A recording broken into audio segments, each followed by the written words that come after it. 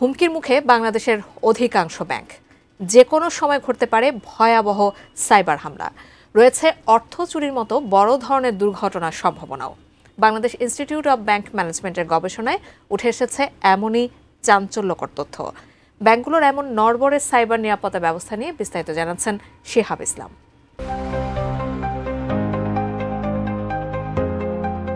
প্রযুক্তির এই যুগে পরিবর্তন হয়েছে চোরের সংজ্ঞাও। আগে চোর বা ডাকাত সশরীরে চুরি করলেও প্রযুক্তির বদৌলতে তা এখন হয়ে গেছে কম্পিউটারাইজড।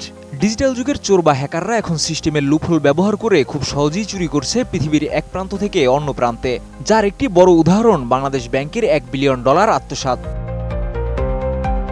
দেশের ব্যাংক খাতে প্রযুক্তি নির্ভর লেনদেন বাড়লেও সাইবার নিরাপত্তা ব্যবস্থার দুর্বলতা ক্রমেই বড় হুমকি হয়ে উঠেছে। Bangladesh institute of bank management BIBM এর সাম্প্রতিক গবেষণায় দেখা গেছে দেশের অর্ধেকের বেশি ব্যাংক এখন কার্যকরভাবে সাইবার হামলা প্রতিরোধে অক্ষম। 2023-24 অর্থবছরে ব্যাংক খাতে অন্তত 13 ধরনের সংঘবদ্ধ সাইবার হামলার ঘটনা শনাক্ত হয়েছে। এর মধ্যে সবচেয়ে বেশি ঘটেছে অ্যাডভান্সড প্যারাসিস্টেন্ট থ্রেট বা ATP ধরনের গুপ্ত হামলা। এছাড়া known vulnerability exploit, malware, malicious terminal, XSS, এক্সিউল ইনজেকশন এবং ransomware, backdoor installation, spear phishing, rootkit, clickjacking, DDoS এর মতো নানা আক্রমণ নিয়মিতই হচ্ছে ব্যাংক খাতে। আমি বুঝি নির্মাণের শিল্প, সালাম স্টিল বোঝে durability. Salam steel, most durable steel. BIBM জানায় 2019 সালে ব্যাংক খাতে IT কর্মীর সংখ্যা ছিল 5875 জন। 2024 সালে তা বেড়ে দাঁড়িয়েছে 8250 জনে।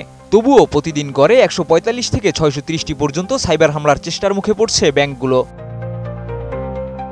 রাশিয়ান সাইবার সিকিউরিটি প্রতিষ্ঠান কাসপারস্কি জানিয়েছে 2023 সালে বাংলাদেশের বিভিন্ন প্রতিষ্ঠানকে লক্ষ্য করে শনাক্ত হয়েছে 7 লাখের বেশি সাইবার হামলার হুমকি, যা আগের বছরের তুলনায় 28% বেশি।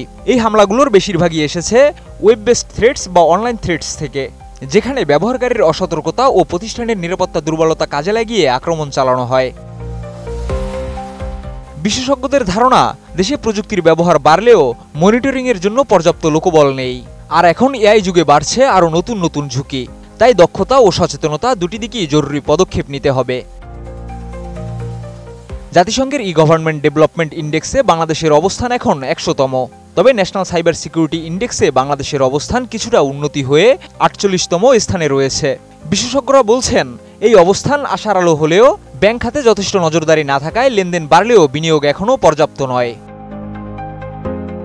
প্রযুক্তির ব্যবহার যত বাড়ছে, সাইবার হামলার ঝুঁকিও তত বাড়ছে। বিশেষজ্ঞরা মনে করেন, ডিজিটাল বাংলাদেশ এখন স্মার্ট বাংলাদেশের পথে।